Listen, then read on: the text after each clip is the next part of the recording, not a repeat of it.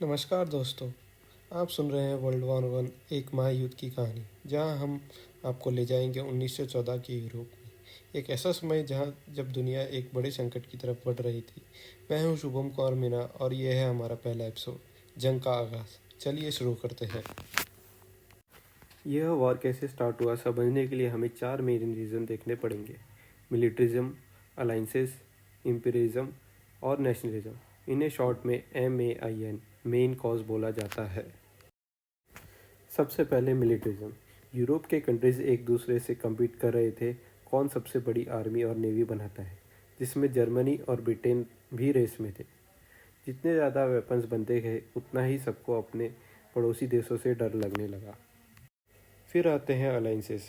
Europe जो दो रूप में डिवाइड हो गया था, एक साइड थी ट्रिपल अलायंस जिसमें थे ब्रिटेन, फ्रांस और रशिया, और दूसरी साइड थी ट्रिपल अलायंस जिसमें थे जर्मनी, ऑस्ट्रिया, हंगरी और इटली। अगर कोई भी साइड की एक कंट्री पे अटैक होता है तो बाकी सब में भी वॉर स्टार्ट हो जाएगा। तीसरा पॉइंट है इम्पीरियलिज्म। सब बड़ी पावर्स दुनिया भर में कॉलोनीज और रिसोर्सेज के पीछे पड़े हुए थे। ब्रिटिश और फ्रेंच एम्पायर काफ़ी बड़े थे, और जर्मनी जो अभी अभी यूनिफाई हुआ था उसको भी अपनी जगह चाहिए थी, प्लेस इन द सन में। लास्ट में नेशनलिज्म। अपने कंट्री को सबसे बेस्ट समझना और दूसरे इथनिक ग्रुप पर रूल करने की सोच। यह स्पेशली बल्कान रीजन, जो कि साउथ ईस्टर्न यूरोप में डेंजरस था, जिसे लोग पाउडर केग ऑफ यूरोप कहते थे। मतलब कि एक छोटी सी स्पार्क भी एक बड़ा ब्लास्ट कर सकती थी। और फिर वो स्पार्क मिली 28 जून 1914, एक दिन जो दुनिया का रुख बदल देने वाला था।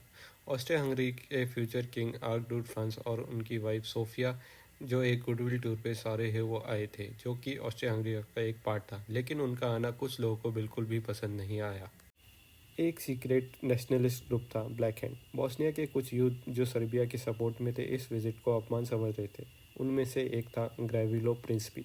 सिर्फ 19 साल का था, लेकिन उसके इरादे जानलेवा थे। पहला असैसिनेशन अटेम्प्ट फेल हो गया, लेकिन डेस्टिनी ने उसको एक और चांस दिया। आर्कड्यूक की कार गलती से एक नैरो गली में रॉन्ग टर्न ले लेती है, और वहीं एक कैफ़े के बाहर प्रिंसिपी खड़ा था, रेडी एंड वेटिंग। उसने 2 गोलियां चलाई। पहली गोली आर्कड्यूक फ्रांस को जा लगी और दूसरी उसकी वाइफ सोफिया को। दोनों की वहीं पर मौत हो गई। यह एक छोटी सी घटना है, लेकिन इसका असर पूरी दुनिया पर पड़ा। यह एक वर्ल्ड वॉर 1 का बड़ा ट्रिगर पॉइंट था। असैसिनेशन एक बड़ा ट्रिगर था, लेकिन ये वर्ल्ड वॉर का असली और एक अकेला रीज़न नहीं था। इसके पीछे सालों का टेंशन था, पॉलिटिकल राइवलीज, मिलिट्री बिल्डअप और नेशनल प्राइड। ऑस्ट्रिया हंगरी ने इस असैसिनेशन को एक अपॉर्चुनिटी के रूप में देखा, सर्बिया को कंट्रोल करने का। उन्होंने सर्बिया को एक लिस्ट ऑफ डिमांड भेजी जो इतनी स्ट्रिक्ट थी उनका मानना मुश्किल था। यह सब शुरू हुआ जुलाई क्राइसिस के नाम से, एक महीना जहां डिप्लोमेसी फेल होती गई और टेंशन एस्केलेट होते गए। 28 जुलाई 1914 ऑस्ट्रिया हंगरी ने सर्बिया के अगेंस्ट वार डिक्लेयर कर दिया। रशिया, जो पैन स्लाविज़न का सपोर्टर था और सर्बिया का प्रोटेक्टर भी, उसने अपनी आर्मी मोबिलाइज करनी शुरू की, मतलब वार के लिए तैयारी चालू कर दी। जर्मनी, जो ऑस्ट्रिया हंगरी का क्लोज अलाई था, उसने रशिया को वार्निंग दी कि वो अपनी आर्मी का मोबिलाइजेशन रोक दे। जब रशिया ने यह बात नहीं मानी तो जर्मनी ने खुद की अपनी आर्मी रेडी करना शुरू कर दिया। फ्रांस, जो रशिया का अलाई था, उसने भी अपनी आर्मी मोबिलाइज करना शुरू कर दी वेस्टर्न फ्रंट पे। और बस कुछ ही दिनों में एक के बाद एक कंट्री ताश के पत्तों की तरह वॉर में गिरते गए। हर एक कंट्री का वार प्लान दूसरे को रिएक्ट करने के को मजबूर करता गया। यह सब इतना फास्ट हुआ कि डिप्लोमेसी के पास वक्त ही नहीं था रिएक्ट करने का। पूरा यूरोप एक ऐसे वार में घुस गया जिसका स्केल किसी ने सोचा भी नहीं था कि आगे क्या होगा। ये सब आर्कड्यूक फ्रांस फर्डिनेंड के असैसिनेशन से शुरू हुआ था, लेकिन उसके बाद जो हुआ वो सिर्फ पर्सनल रिवेंज नहीं था। ये पूरा सिस्टम कोलैप्स कर गया।